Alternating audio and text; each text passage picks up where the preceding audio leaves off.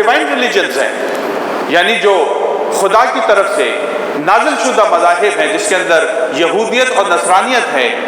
ان میں تو آج بھی روزے کا تصور موجود ہے. لیکن جو نان ڈیوائن ریلیجنز ہیں کہ جس کے اندر ہندوازم شامل ہے، جس کے اندر زرتشت کا مذہب شامل ہے، ان مذاہب کے اندر بھی فاسٹنگ کو، روزہ رکھنے کو خاص اہمیت دی گئی ہے. اور اس کی وجہ کیا ہے؟ کیونکہ تربیت نفس کے لیے بھوکا اور پیاسا رہنا اور روزہ رکھنا، اس سے بہتر کوئی اور طریقہ ہمیں کتب تاریخ کے اندر کبھی بھی نہیں ملتا. بلکہ ایک روایت کے اندر تو یہاں تک آتا ہے کہ جب نفس کو اللہ رب العزت نے پیدا فرمایا،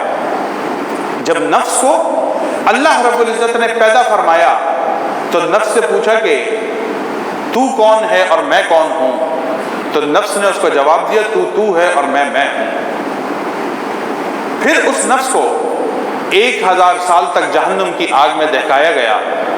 اور جب اس کا رنگ وہ سرخ ہو گیا جو آگ میں جلنے سے ہوتا ہے، اور اس کو نکال کر پھر پوچھا گیا کہ تو کون ہے، تو اس نفس نے کہا تو ہے اور میں ہوں. اور پھر روایت کے مطابق اس کو پھر 1000 سال دہکایا گیا، یہاں تک کہ وہ سرخ سے کالا ہوا اور پھر کالے سے سفید ہو گیا، اور وہ بار بار یہی کہتا کہ تو ہے میں ہوں. تو اللہ رب العزت نے اس نفس پر بھوک اور پیاس کو مسلط کر دیا. اور جب بھوک اور پیاس اس نفس پر مسلط ہوئی اور اس کے بعد اس کو جہنم میں ڈالا گیا اور نکالنے کے بعد پوچھا گیا کہ تو کون ہے اور میں کون ہوں، تب اس نفس نے کہا کہ تو میرا رب ہے اور میں تیرا بندہ ہوں. تو اس کا مطلب یہ ہوا کہ جو بھرا پیٹ ہوتا ہے،